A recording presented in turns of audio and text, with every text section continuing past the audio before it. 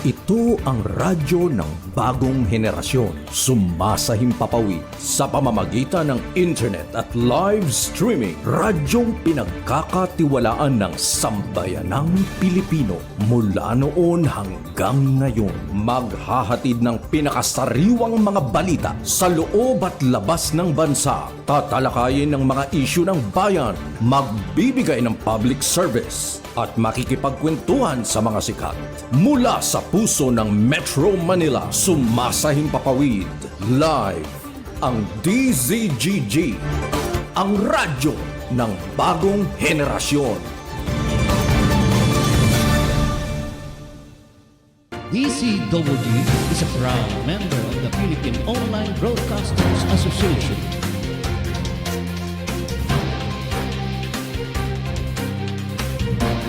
Balitang Pilipinas Worldwide.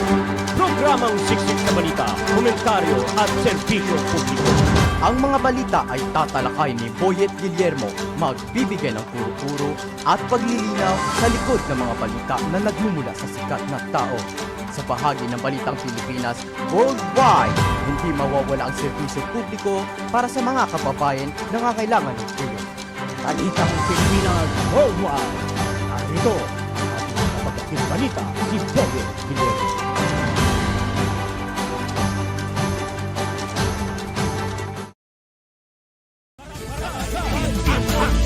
Isang programang pinulungan sa tayo ukol mo ng gawan, pagpapakaso at mamamahal sa barangay.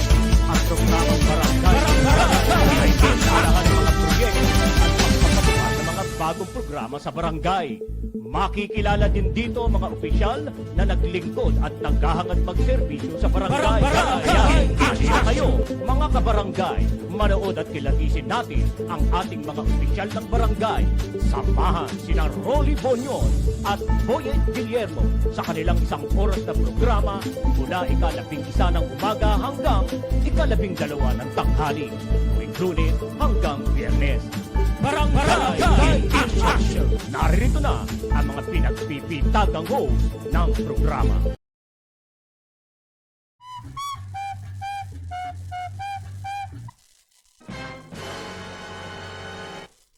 Hello! Magandang umaga sa mga kandidato ngayong araw na ito. Ito po ang araw ng ating pong araw ng pangangampanya dito po sa ating Barangay in Action.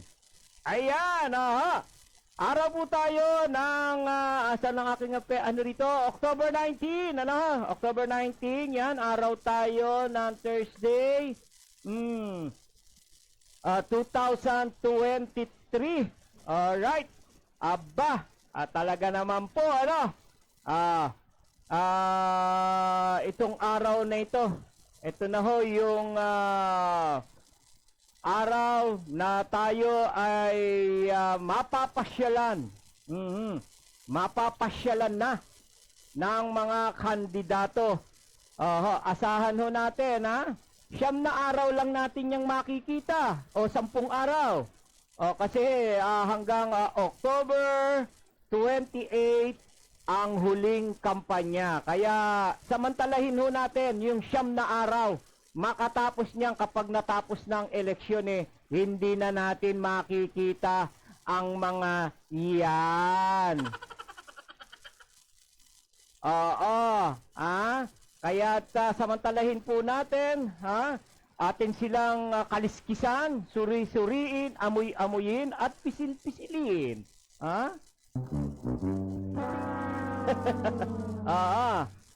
Para naman mamiss nila tayo pag sila ay ating pinisil-pisil, inamoy-amoy, kinaliskisan, tinahigan. Yan. Kaya sa ngayon ay talaga naman yung ating barangay nayayanig ngayon. Nayayanig sa mga ingay ng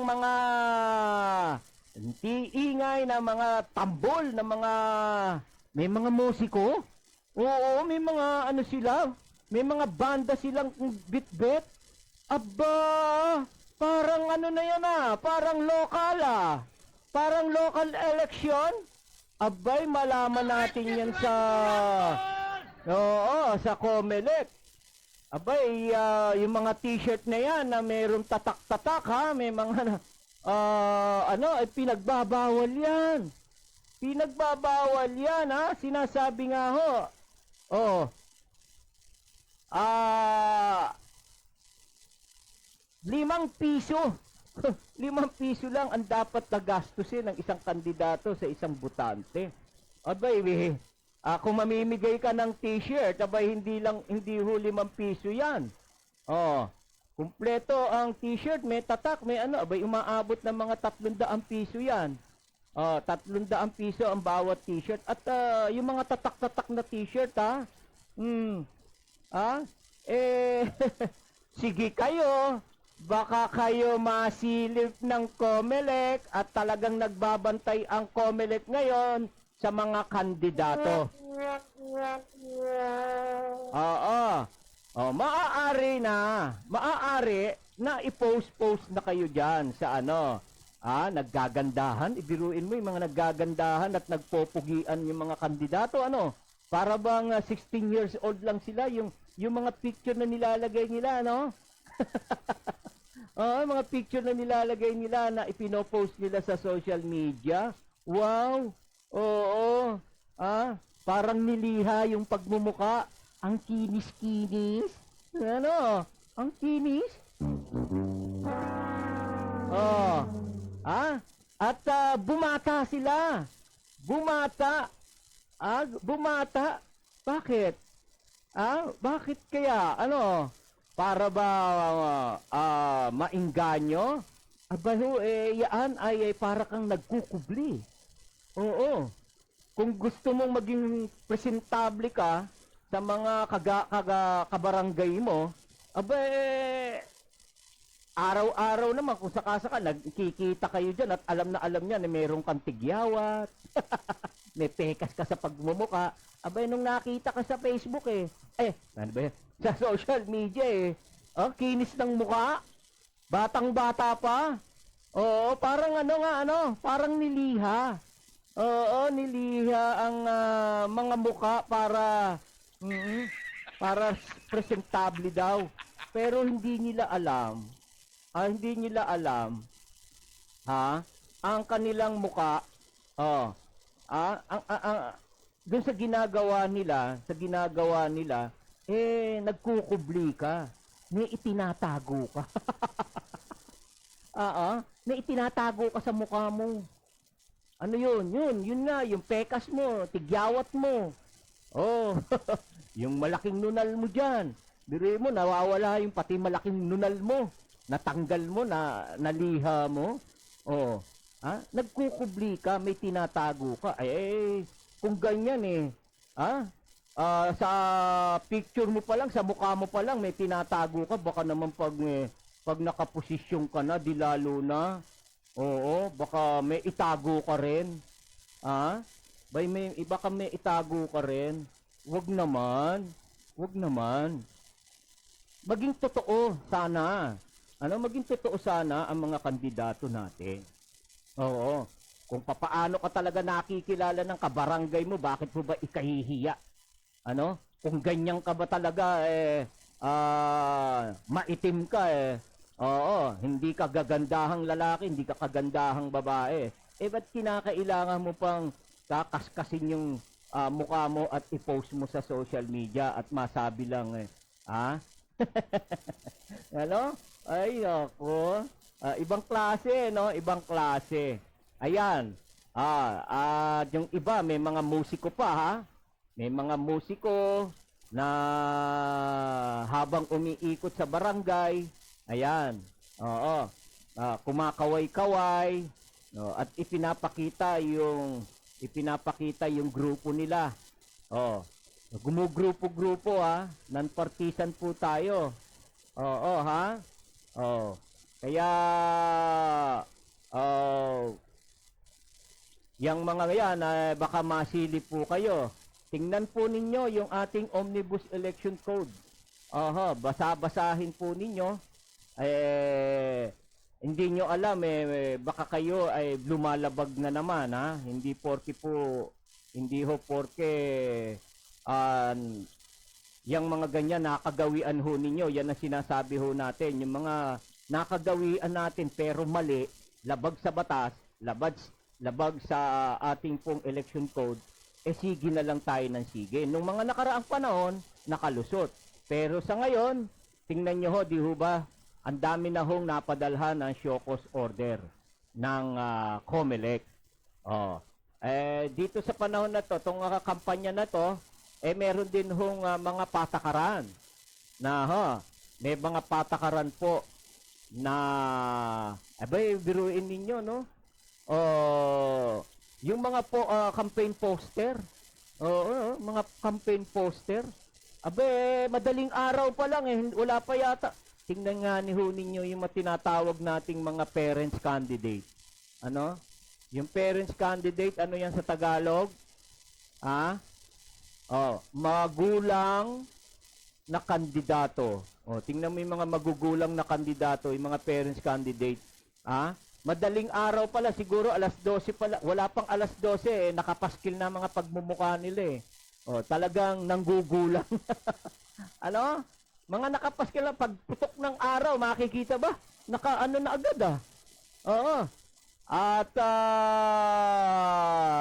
sa tingin natin, yung pinaglagyan, hindi ho kung ano ho yun, hindi ho designated area ng COMELEC.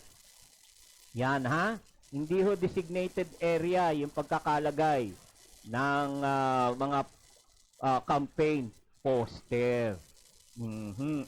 So, dyan ho natin ngayon na natin sila mapapansin, dyan natin sila makikilala, dyan natin ho sila masusuri.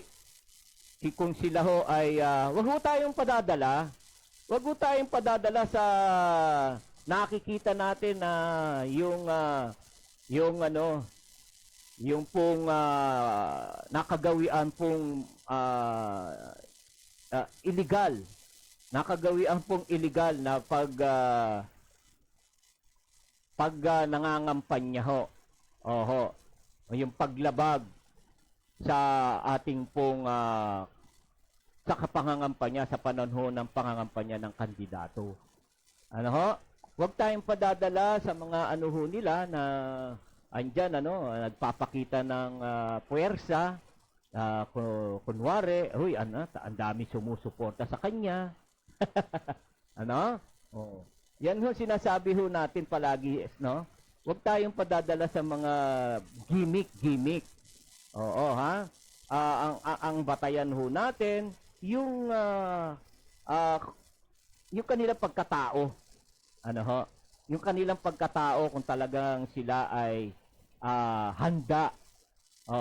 Handang magsakripisyo, handang tunay na maglingkod sa kanyang barangay. Hindi ho yun na kaya lang siya tumatakbo di ba? Lagi natin sinasabi na kumukuha lang siya ng kapangyarihan sa barangay bilang kung siya ay mananalo na isang kagawad o kapitan o SK. Pero di ba? Kilala naman natin sila. Ang ugali niya. Tigasin siya, no? Tiga-siga sa barangay. Lalong sisiga yan kapag may posisyon yan dahil may kapangyarihan yan. Kaya tayo ay magdadalawang isip. Magdadalawang isip po tayo. Sa ating pong pagpili ho sa kanila. Susuriin ho natin maigi. Huwag tayong padala na, ang galing magsalita. Marami hong magagaling magsalita.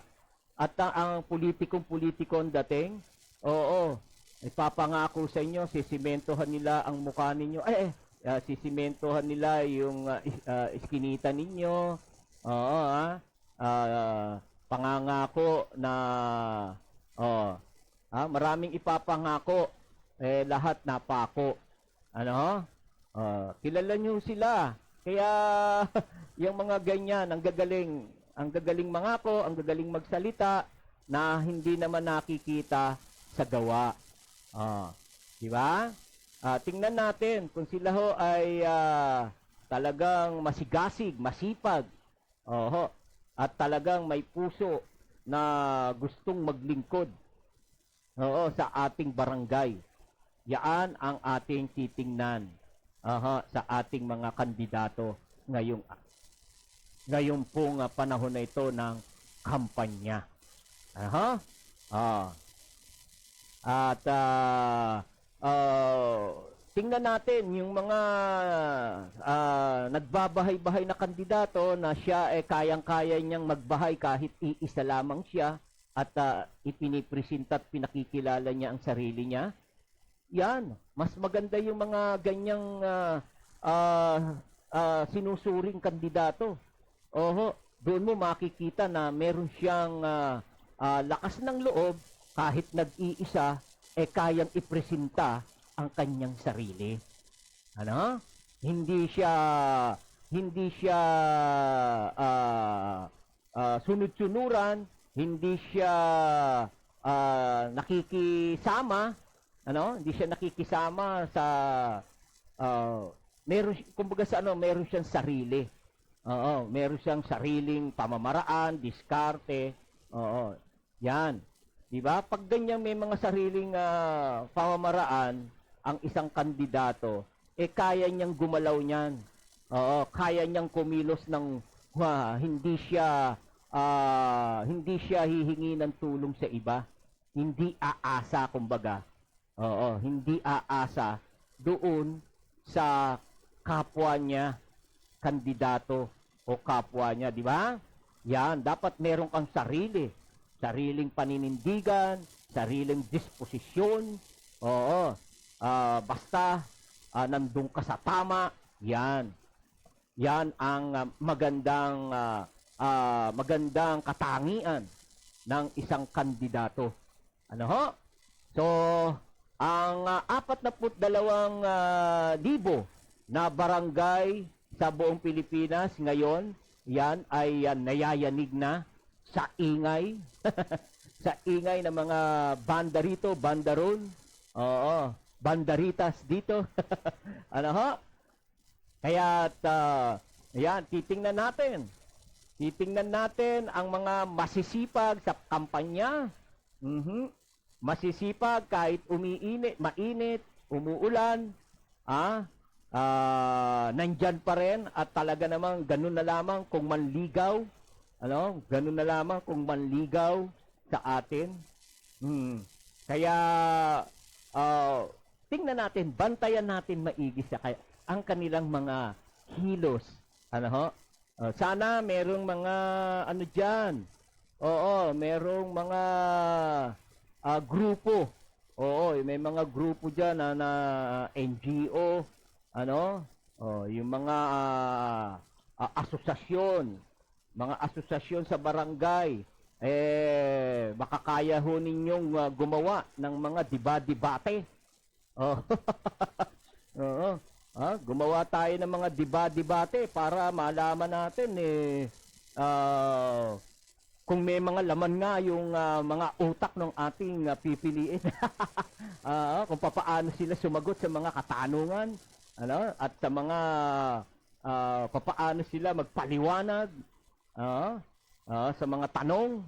Yan, dapat may mga ganyan tayo, dahil diyan natin yan ang paraan. Isa rin ho yan sa paraan para sila ay masuri natin ng husto. Masuri ho natin ng husto. Meron tayong mga organisasyon, ang simbahan, ayan. Sana may mga ganyan. May mga ganyan. Kabila, siguro, para ho maging maganda at tahimik, maayos ang ating halalan, di ba? Andyan ang PCBRB ba yun? Yun, Pastoral Council for Responsible Voting. Yan. Ay nagtakda sila ng mga covenant, di ba? Nagtakda sila. Sana ano rin ho sila, magtakda din sila ng mga meeting. Meeting para sa mga kandidato. At isa-isahin ho natin sila. Alamin natin sa kanila ano ba ang mga plano nila. Dapat malaman natin sa isang kandidato kung ano ang kanilang pinapangarap para sa kagandahan, para sa ikagaganda ng ating barangay. Ano ba ang pangarap niya sa kanyang mga residente para umangat naman ang pamumuhay ng isang pamilya? Ano ba ang plano niya sa mga kabataan na para lumaki, lumaki ng maayos, hindi nalululon sa bisyo, di ba? Ano ba ang magagawa niya? Sa isang matanda na tumatanda na, isang senior citizen, sa mga matatanda, ano ba ang plano niya diyan? Ano ang plano niya sa mga kabataan naman na hindi mga nakakapag-aral? Dapat meron na kasi sila niyan. Meron man sila, nabanggit nila kung ano-ano ang mga programa nila, yun ay babantayan natin. Dahil sinasabi nga natin, maraming mga tao, karamihan sa atin, magagaling magsalita, pero wala sa gawa. Kaya't bagamat meron silang mga nailinya o nailatag na mga proyekto, programa sa barangay, ay bantayan ho natin yun at susubaybayan natin kung yung mga nailatag niyang mga programa ay kanyang magagawa. Para malaman natin kung tayo ay kanyang binobola lang. Baka boladas lang yon. Na isa-isa niya ang proyekto. Ganito ang gagawin ko. Sa kalusugan. Sa kalusugan ay kinakailangan ng ating mga bata diyan, sapat ang kanilang gamot. Libre. Libre ang gamot at ako ang mangunguna para sa proyektong yan, para maging matagumpay at maisakatuparan natin ang programang yan. Libreng gamot sa mga babies, libreng vitamins sa mga bagong panganak, libreng vitamins sa mga nakakatanda, di ba? Yan. Kahit yan ay kumpleto, meron sila na yan, nakalatag man yan, wag muna tayong maniniwala. Wag muna agad-agad tayong maniwala.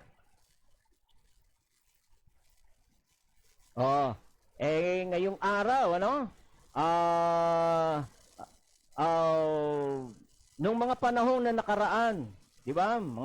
Panahon na nakaraan na ang mga barangay official natin, pag pinuntahan mo sa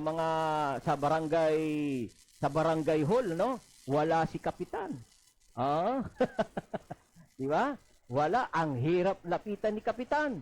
Ngayon, ayan, lumalapit na sila sa atin ngayon. Napansin nyo ba? Hihingi ka ng barangay clearance. Bago mai-issue ang barangay clearance sa'yo, 1 linggo dahil walang pipirma. Tingnan nyo po yan.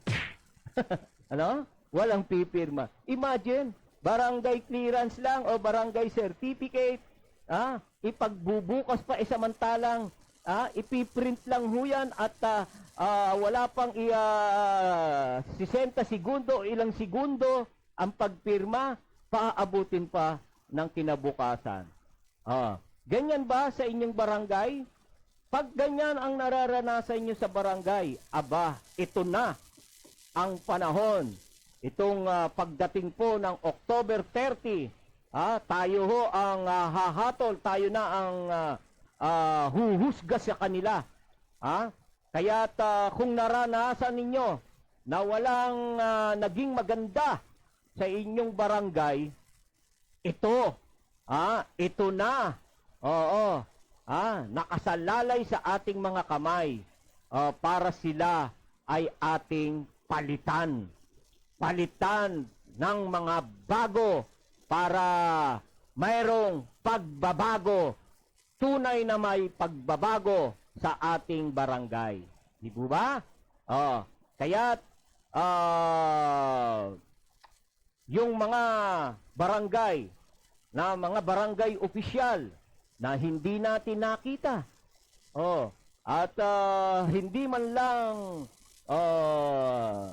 pumapasyal-pasyal sa ating mga bahay-bahay, lalo na't kapag bagyo. Pag bagyo at takot din mabasa ang paa. Takot mabasa ang bumbunan. Nandun lamang sa kanyang bahay, nakakumot at giniginaw, ayaw lumabas ng bahay. Hindi man lang masilip ang kanyang mga barangay kung ano na ang kalagayan, lubog na ba ang bahay sa baha? Nilipad na ba ang bahay nang dahil sa lakas ng hangin, lakas ng bagyo? Naramdaman nyo ba yan?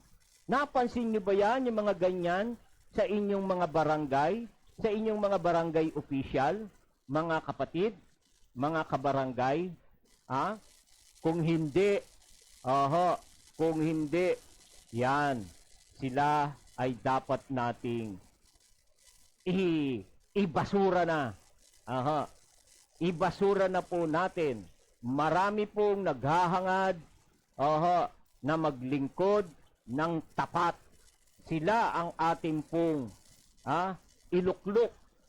Sila ang ating iluklok sa pwesto.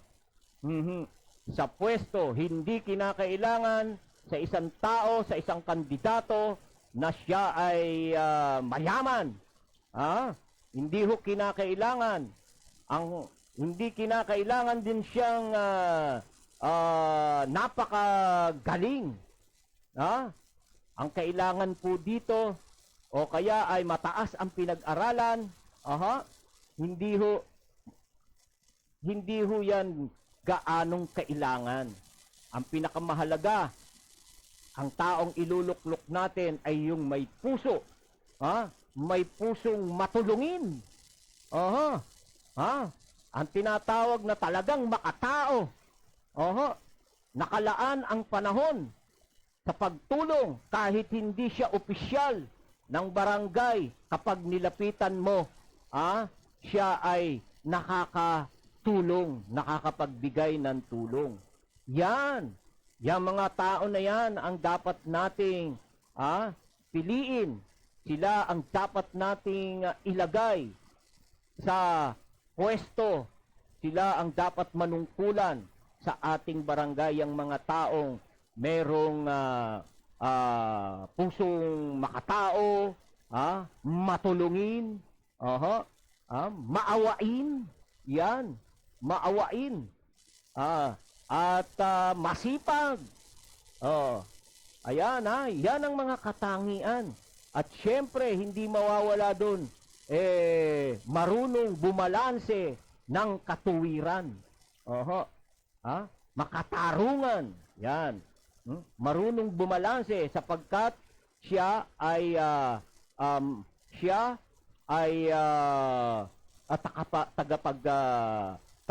tagapagkasundo ng kanyang mga kapitbahay. Kaya't nararapat meron siyang marunong siyang bumalanse ng problema, ng sigalot ng kanyang mga barangay. Walang kinikilingan, walang kumpa-kumpare, walang kumakumare. Kaya Serbisyong totoo lang. Oh, ganyan ha. Walang kinikilingan. Yun, basta. Ah, ay, nako. Di ba? So, yan ang atin pong mga titingnan. Ayan, ha? Ang ating titingnan sa mga kandidato natin. Ngayon, bantayan nyo sila. Baka may dala silang alcohol. Yung mga kandidatong mayayaman dyan. Oh, may mga mayayaman tayo sa ating barangay. Oo. Ano? Yung mga ano yan eh. Meron diyang mayayaman na pag kumakamay-kamay, lalo na't ang kanyang kapitbahay si Juana, ano? Si Juana, karga-karga ang madungis na anak. Oh, at syempre, pag ganyan, ano? Kunwari, ang mga kandidato, nakikita na natin yung mga ganyan eh. Oo, pangkaraniwan na natin nakikita yan. Kahit sa barangay, may pakarga-karga. Ano, may pakarga-karga sa mga bata, may pahalik-halik, pero asang ka. Oo, maya-maya na, nagwiwisik na ng alcohol. Doon, doon sa loob ng kanyang sasakyan. O kaya maliligo ng alcohol at baka makakuha siya ng sakit. Oo. Ano ho? Kaya tayo po, yan, napakasaya nitong araw na ito. Oho.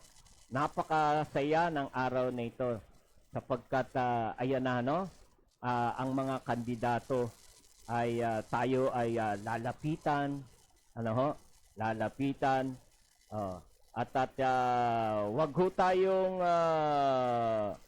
tayong mananahimik, wag ho tayong mananahimik na kapag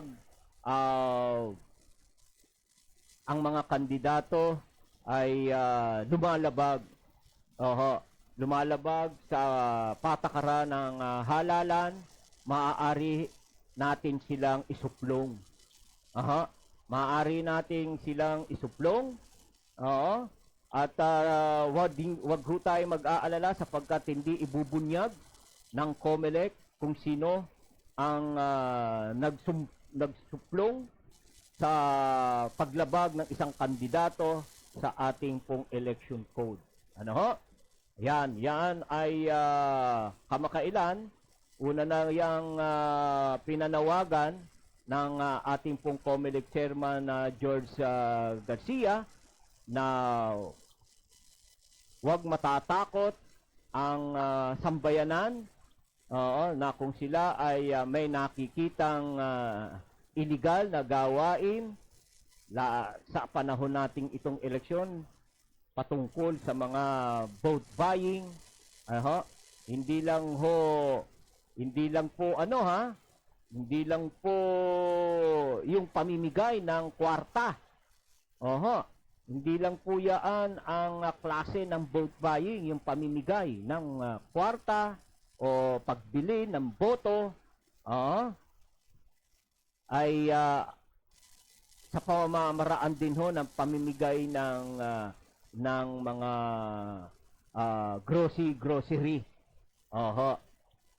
Kaya nga ho may limitasyon nga po. May limitasyon lamang ang maaaring gastusin ng isang kandidato sa botante. 5 piso. O 5 piso lang po ang kinakailangan.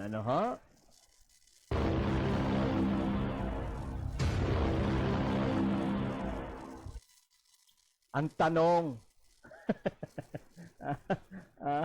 ang tanong, may mabibili pa ba nga yung 5 piso?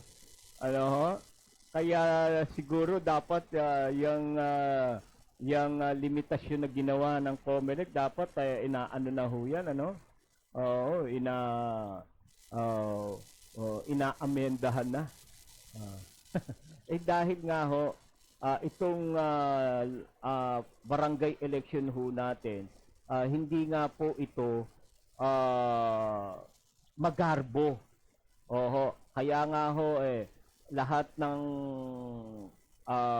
bagay ho dito ay nililimitahan dahil ayaw pong maging magarbo ang barangay election. Kung kaya hanggang dun lamang po ang maaaring gastusin. Tingnan niyo nga ho, di po ba ang inyo pong mga poster, yaan ay may limitasyon ang sukat. Hindi pinapayagan ang labis-labis na sukat, yaan ay may sukat lamang ho na maaaring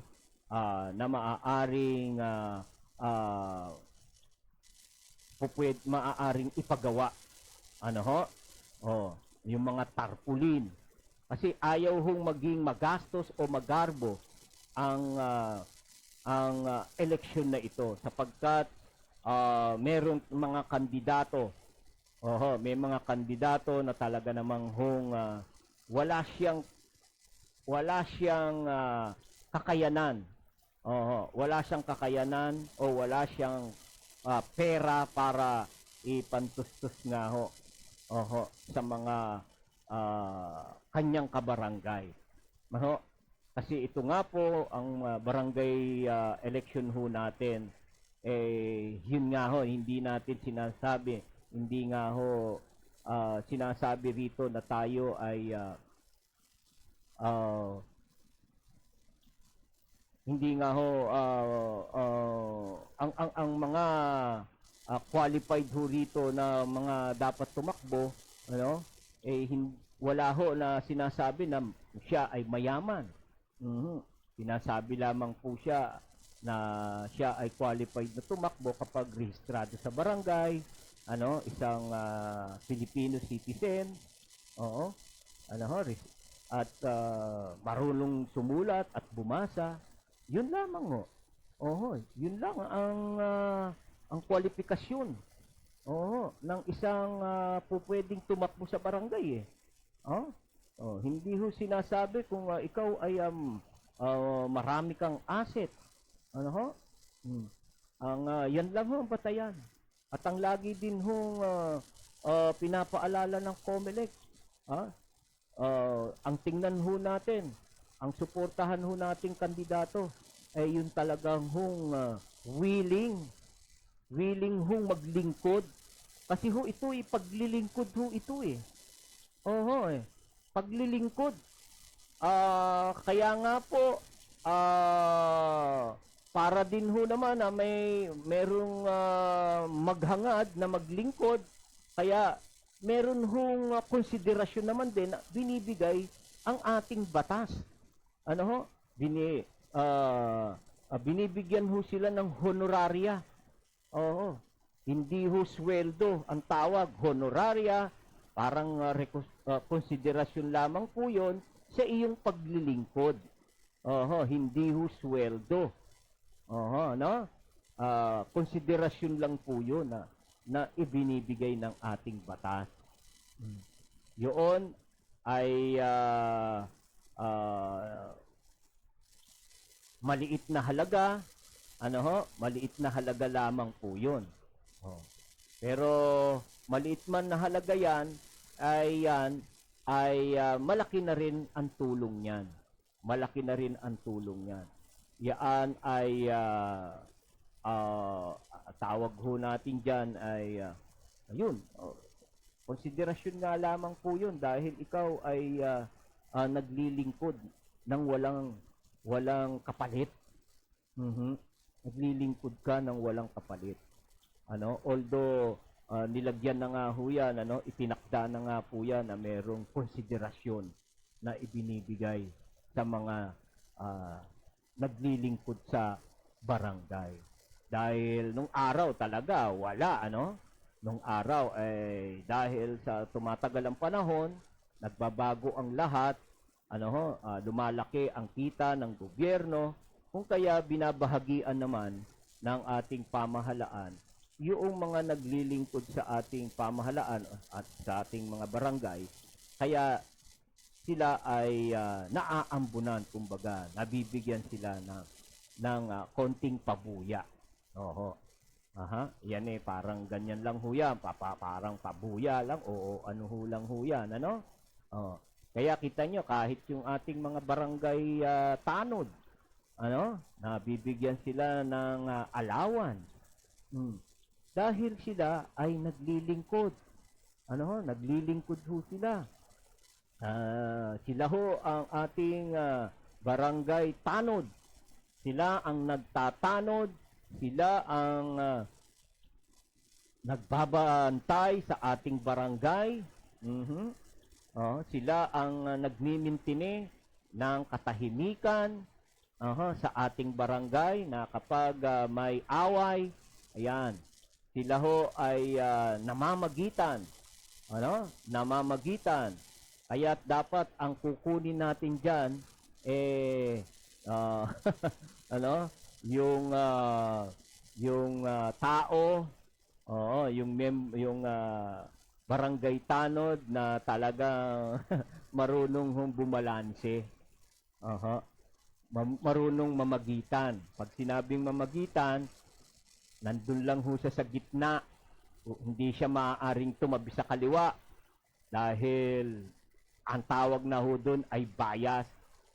Meron ka ng kinikilingan. At hindi ka rin naman po pwede sa kanan dahil yun ay bias.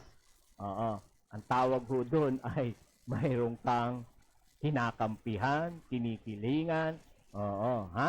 Kaya sabi natin, marunong siyang bumalanse. Nasa gitna lang siya.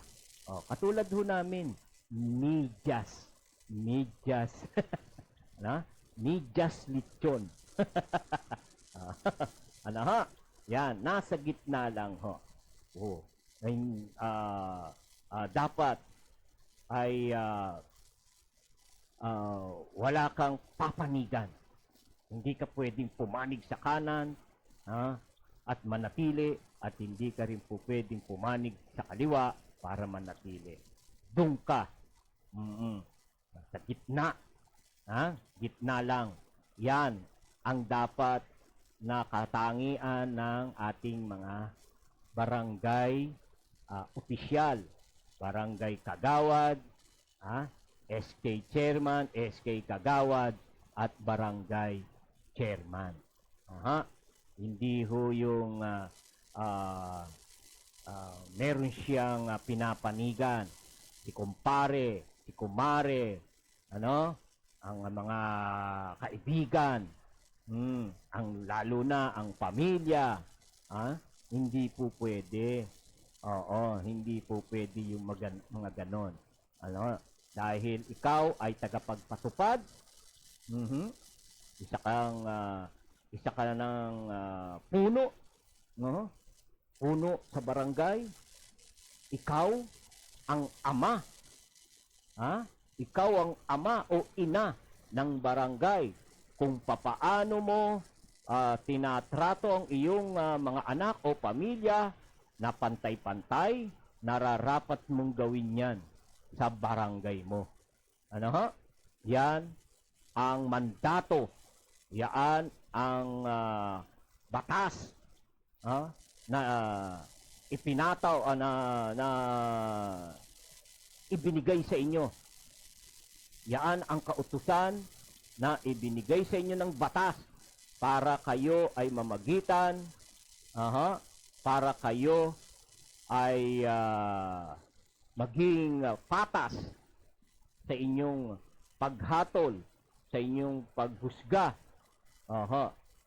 kung anumang kaso diyan na binibigyan nyo ng solusyon sa inyong barangay. Po? Kaya tayo hong mga kabarangay, yan ho ang mga bagay-bagay na dapat din nating malaman.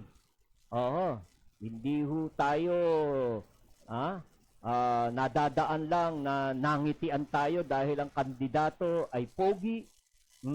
Siya na agad ang iboboto mo. Nadadala ka sa kapugian.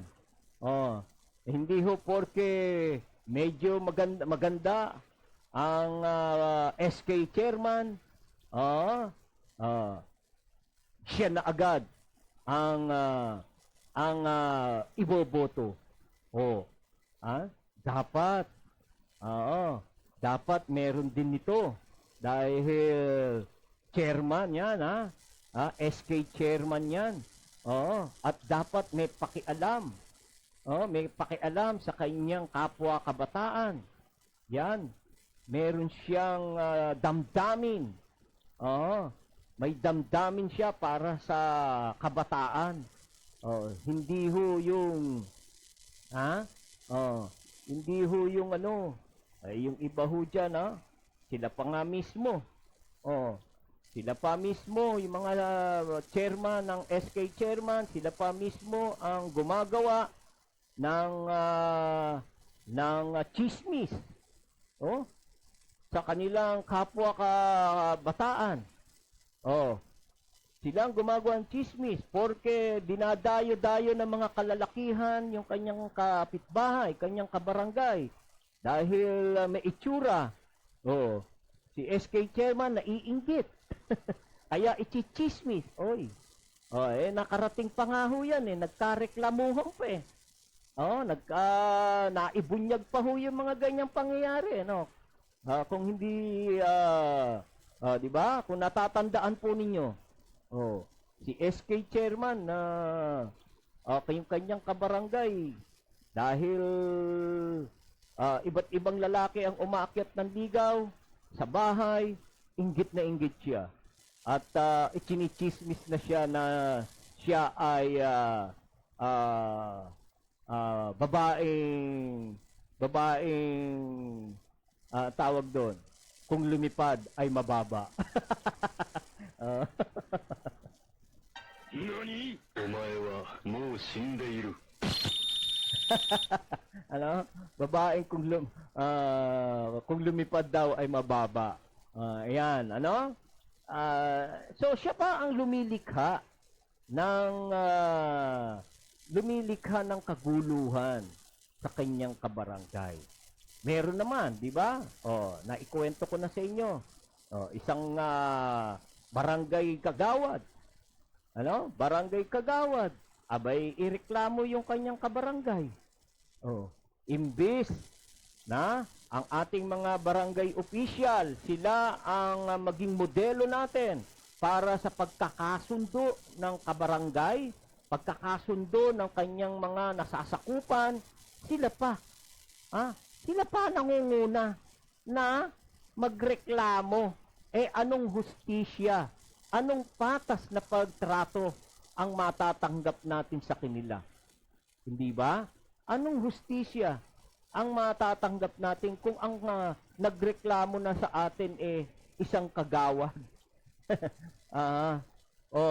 Sige nga. Hindi ba? Si kagawad naman, hindi niya naiisip ngayon. Ngayong kagawad, ikaw ay namimiligro na. Namimiligro ka na, natanggalan ka na ng isang boto. Kaya yung nireklamo mong yan, kung 10 miyembro ng pamilya yan, 10 boto mawawala sa iyo dahil sa kagagawan, sa ginawa mo na hindi ka man lang nagpaubaya. Samantalang napakaliit na bagay, gusto mo pang palakihin, para lang masabi na ikaw ay nako. Pero yun, hindi ka nag-isip. Hindi mo ginaya si kapitan. Lahat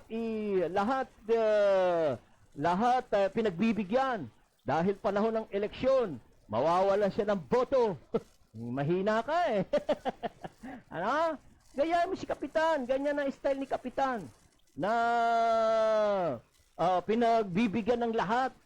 Oo, walang kaaway, walang ano. Oh, tingnan mo. Dahil panahon ng eleksyon, mabait si Kapitan.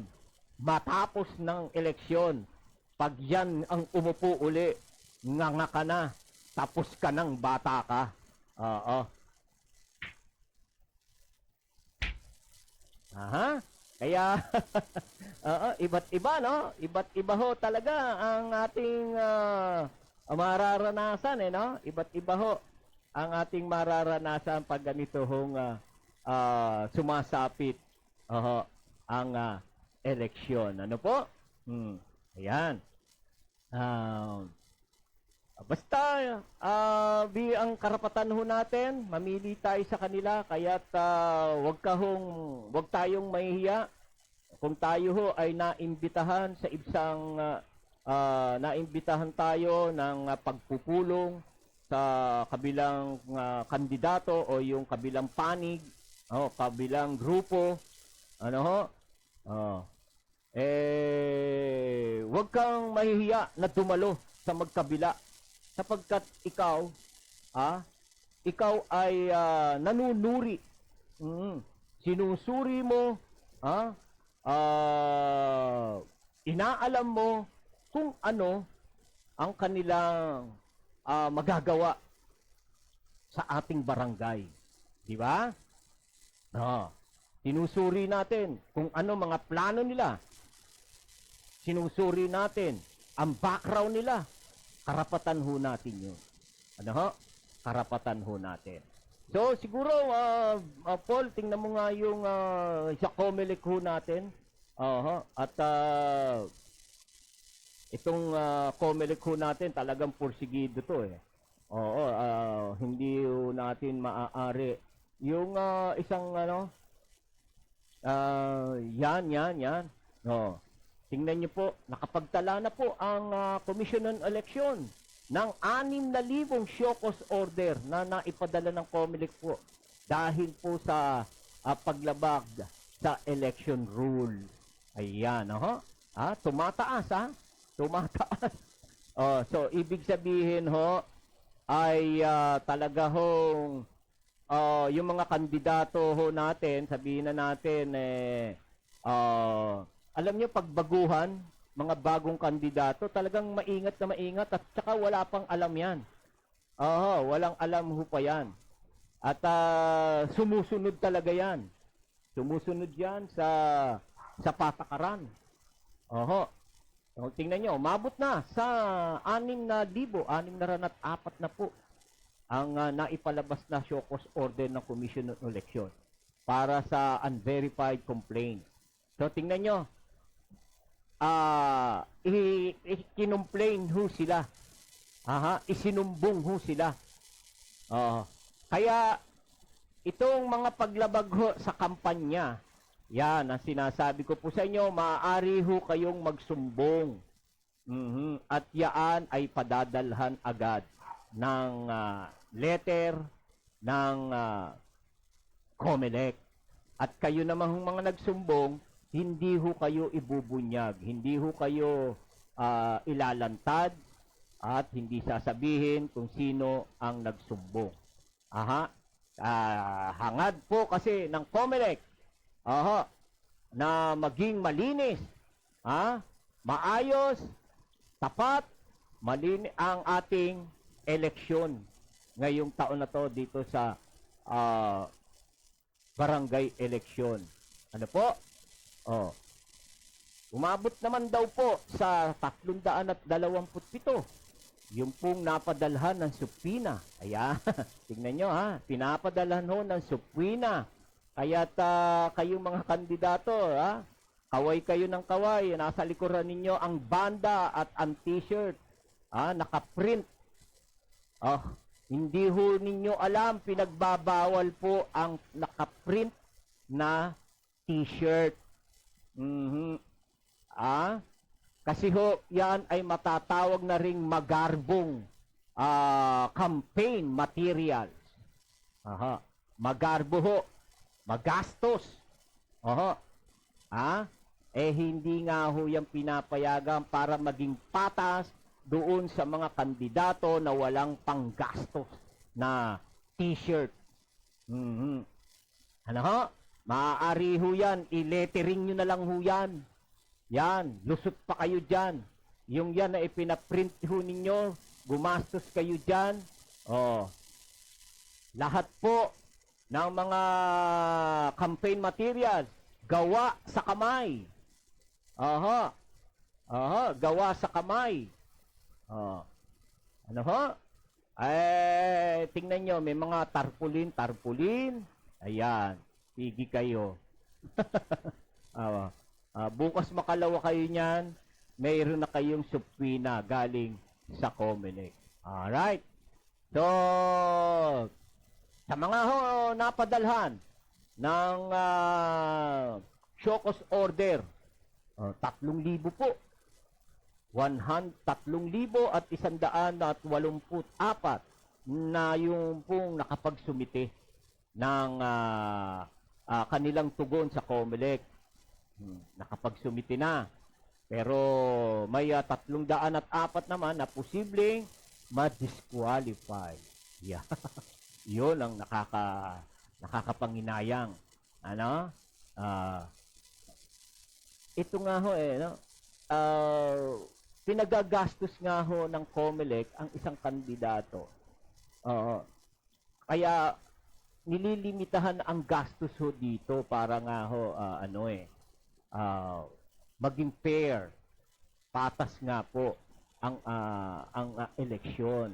Kaya nililimitahan yung mga paggastos sa pagpapagawa ng mga campaign material. Handwritten lang ho yan. Handwritten lang ho. Hindi maaaring tatak-tatak. Ano ho? Handwritten lang ang pinapayagan. Dahil ayaw ngang maging magastos at magarbo ang barangay eleksyon. Ayan, ha? At 700 naman po ang naitala, 723 na reklamo ang na-dismiss dahil sa kawalan ng factual basis. Aha. So, tingnan nyo ho. Nagtatrabaho ho ang mga opisyal ng ating Comelec. Akala ho ninyo, ayun na, tapos na. Pinababayaan na ang mga kandidato. Hindi ho. Meron ho silang mga tao na umiikot, nagbabantay sa mga galaw ng mga kandidato ngayong ating eleksyon na ito. Kaya sinasabi ko po sa inyo, kayo po ay mag-iingat. Wag ho nating pilitin, wag na ho nating gawin ang ating mga nakaagwaliang paglabag sa ating halalan, sa mga patakaran ng ating halalan. Dahil mayroon kayong kalalagyan. Alright, so October 17 po, ang Comelec Anti-EPAL Task Force ay naglabas po ng 78 show cause order para sa unverified complaint. Nagpapadala din po ng subpoena o nakapagpadala din ng subpoena sa 179 na kandidato dahil sa verified naman complaint at nakapaghain na petisyon for disqualification laban sa 3 kandidato. Ayan. Ano ho? Kala ho natin, no? Nung araw wala hong ganyang report. Walang ganyang talaan ang Comelec. Ano ho? Kasi medyo malambot ang Comelec nung araw. Pero iba ho ang Comelec chairman ngayon. Talagang gusto na ipatupad kung ano ang batas sa ating halalan. Ito'y dapat nasundin ng mga kandidato. Alright, so, tayo po ay nakahusto na ho ng ating oras, ano ho? Kaya ako po ay magpapasalamat na po sa inyo. Maraming salamat po sa inyo pong lahat. Sa lahat po ng nanonood ngayong araw na ito. Yun, si Joseph Guillermo lang yung nakita natin dito. Oo. Yan. Ang aming Chief Executive CEO. Aha. Alright, so tayo po ay mamaya magkita-kita sa ating programang panghapon, itong pong Balitang Pilipinas Worldwide. Yan. At ako ho ay magpapaalam pansamantala. Ano ho? Yan. At nawa, tayo po ay patuloy na ingatan ng ating Panginoon saan man tayo naroon at anuman ang ating ginagawa. Magandang tanghali po sa inyong lahat. Salamat sa inyong lahat. Yan. Aha. At maya-maya, magkita po tayo sa hapon. Ang DCWG, inyo ito, dito, kayo ang bida. Ito ang radyo ng bagong henerasyon. Sumasahimpapawid sa pamamagitan ng internet at live streaming. Radyong pinagkakatiwalaan ng sambayanang Pilipino. Mula noon hanggang ngayon, maghahatid ng pinakasariwang mga balita sa loob at labas ng bansa. Tatalakayin ng mga isyu ng bayan. Magbibigay ng public service at makikipagkwentuhan sa mga sikat. Mula sa puso ng Metro Manila, sumasahimpapawid live ang DZGG, ang radyo ng bagong henerasyon.